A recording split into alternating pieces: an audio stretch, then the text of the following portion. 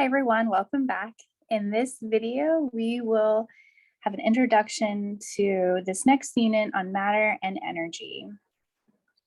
And just something to kind of consider, for example, dietitians specialize in helping others learn about nutrition and the need for a balanced diet. A lot of what we eat, everything we eat, is converted into energy for our body to use. So some key math skills you'll need for this next unit is the ability to use positive and negative numbers in calculations, feeling comfortable solving equations, interpreting graphs, writing numbers in scientific notation, and rounding off. Some core chemistry skills that you've learned from previous videos are counting significant figures, using significant figures in calculations, writing conversion factors from equalities, and using conversion factors. So this video, we will develop a shared vocabulary so that we're all on the same page. So what is matter? Well, matter is the material that makes up all things. It is anything that has mass and occupies space. And throughout this video, we'll go into all the different components of matter. And that's our learning goal, classified examples of matter as pure substances or mixtures. So matter is classified according to its composition. Pure substances have a fixed or definite composition, and mixtures contain two or more different substances that are physically mixed, but not chemically combined. And this is a core chemistry skill here, is being able to classify matter confidently and correctly. So pure substance is classified as a type of matter with a fixed or definite composition. An example is an element that's composed of one type of atom. For example, an aluminum can consists of many atoms of aluminum. So the can itself is a pure substance.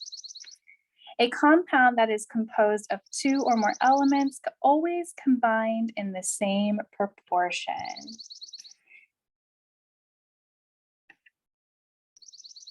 Some more examples of elements, as you can see here, copper, and its symbol is Cu, lead, Pb, and aluminum, Al. For example, a pure copper penny consists of only copper atoms. So we will get well acquainted with the periodic table of elements. And this is the periodic table that we will be using in my class. And you can see all the different elements we will be working with.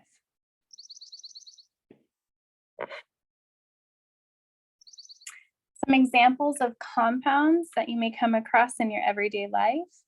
This is a bottle of hydrogen peroxide, and its chemical formula is H2O2. Table salt, what you use to season your food, is sodium chloride. It's always in the ratio of NaCl, so one sodium atom for every one chlorine atom. Sugar, it's very generic, C12H22O11. This is actually sucrose. There's lots of different types of sugars, like glucose and fructose, but this one's sucrose. And then what we're all familiar with every day that we drink and use is water, H2O. So these are examples of pure substances that exist as compounds. So table salt, going back to that example, is a compound that contains the elements sodium and chlorine. Let's find those on the periodic table together. So we can see here, sodium has the symbol Na, and chlorine's on the other side of the periodic table, Cl. So table salt, which is sodium chloride, is composed of two elements, And if we were to decompose, so decomposition is just another way of saying breaking down.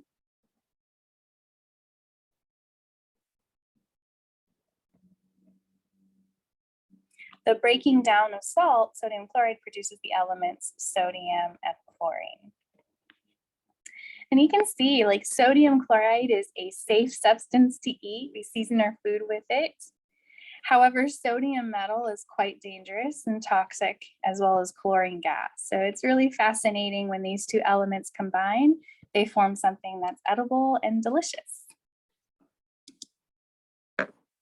So those are some examples of pure substances. So as a review, pure substances can be either elements or compounds. When we classify matter, we might also run into matter that exists as a mixture. And a mixture is a type of matter that consists of two or more substances that are physically mixed, but not chemically combined. So for example, sodium chloride is chemically combined, so that's a compound, a pure substance. But a mixture is when two or more substances are physically mixed, but not chemically combined. Usually there are two or more substances that are in different proportions, and substances that can be separated by physical methods. So for example, in the laboratory, oftentimes we will have to separate a solid from a liquid. And as you can see in this photo here, we have a glass funnel. Inside the funnel is a paper filter, and underneath the funnel is a beaker. And when the scientist pours the mixture that has the solid and the liquid, which are two different substances that are physically mixed but not chemically combined, the solid substance will stay on the paper filter and the liquid substance will filter through. So therefore, this type of mixture can be separated by a physical method, such as gravity filtration.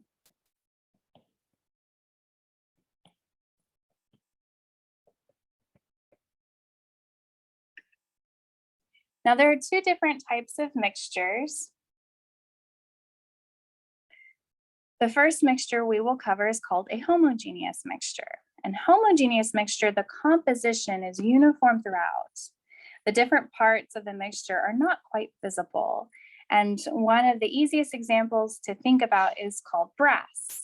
So if you see a pot that's made of brass, it looks like one substance. However, it's a mixture, a homogeneous mixture of copper and zinc atoms that make up the brass material. Other examples of homogeneous mixtures can come in the form of gases. So for example, there are different breathing mixtures for scuba diving that scuba divers might need to use. So for example, they may use nitrox, which is a combination of oxygen and nitrogen gas, heliox, which is a combination of oxygen and helium gases, or trimix, oxygen, helium, and nitrogen gases. And so when you're thinking of mixtures, it can be a mixture of gases, it can be a mixture of liquids, it can be a mixture of solids, or it can be both, a solid with a liquid or a gas and a liquid. So there's all different types of mixtures we will be working with in this class and that you work with in your everyday lives. Another type of mixture is called a heterogeneous mixture. And this is when the composition varies from one part of the mixture to the other, and it's visible. We can see the different parts. So remember, when we see the brass pot, it's not easy for us to see with our naked eye the distinguishing between the two different elements in that mixture. But if we have a heterogeneous mixture, you would see the differences in the substances that it's composed of. And so an example would be if I put pennies in a glass of water. So this is a heterogeneous mixture. I can see physically the pennies, they settle to the bottom because they're more dense than water. And then I can see the water at the top. And so this is an example of a heterogeneous mixture. All right, let's review this concept map here. So our key learning objective is to be able to classify matter either as a pure substance or a mixture. Pure substances can either be elements And so that's any element from the periodic table, or they can be compounds like water that are chemically combined. Mixtures are identified as either homogeneous, such as brass, which is a metal alloy of copper and zinc. An alloy just means a mixture of metals.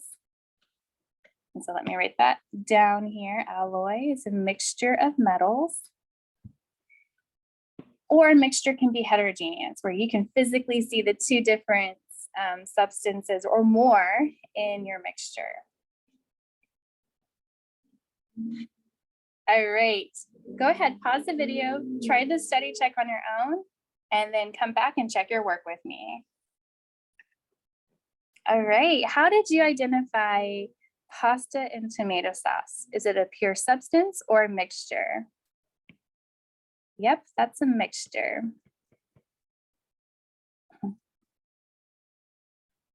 What about aluminum foil? Excellent, it's a pure substance. Helium, also a pure substance.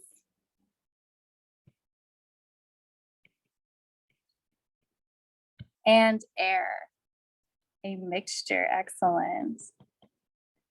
Air is a mixture of all sorts of gases: nitrogen gas, oxygen gas, carbon dioxide, all sorts of gases in the air. And so air would be considered a homogeneous mixture, whereas your pasta and tomato sauce would be a heterogeneous mixture. Let's get some more practice with identifying mixtures as homogeneous or heterogeneous. So go ahead, pause the video, and then come back and check your work with me. All right, hot fudge sundae. Good. Yes, it is heterogeneous. With the ice cream and the hot fudge and maybe some other toppings, right? That's definitely a heterogeneous mixture. What about shampoo? Yeah, it's a homogeneous mixture. Very good. So when you look at the shampoo, it just looks like one color. It just, you don't see different components. But if you were to read the list on the back of your shampoo of ingredients, you would see a lot of different ingredients go into making your shampoo. What about sugar water? As long as the sugar goes into solution, it is homogeneous. We will discuss solutions later on, and that, sometimes if you have too much sugar, some of it will settle to the bottom. It can't go into solution. So you would have made what's called a super saturated solution, but we're just assuming in this example, all the sugar went into the water. And what about peach pie? Excellent. Yeah, this is an example of a heterogeneous mixture. You can definitely see the difference between the peaches and the pie and the crust. There's other components you may not see as well, but we definitely know we have peaches and crust, and that definitely makes that a heterogeneous mixture. All right, thank you for watching. And as always, email me with any questions.